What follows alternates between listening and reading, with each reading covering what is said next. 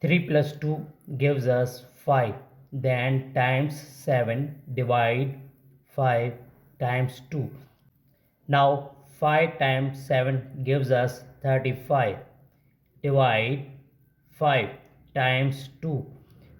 Then 35 divide 5 gives us 7 times 2. Finally 7 times 2 gives us 14.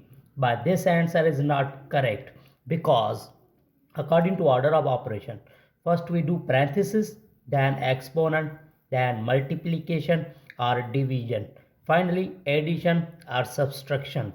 Remember that in multiplication and division have equal priority and always work from left to right.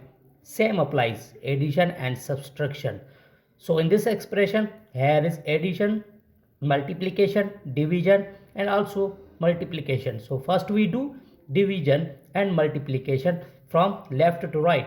So here first we do 2 times 7, 3 plus 2 times 7 gives us 14, divide 5 times 2. Now here we solve division.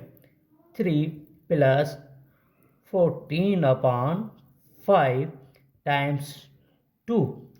3 plus 14 upon 5 gives us 2.8 times 2. Then we multiply.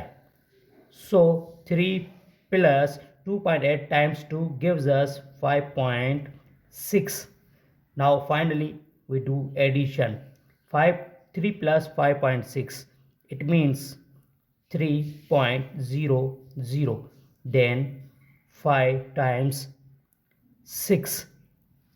So here is 0, 6 times 3 and 5. It means 8. The final answer is 8.60. This is the right answer.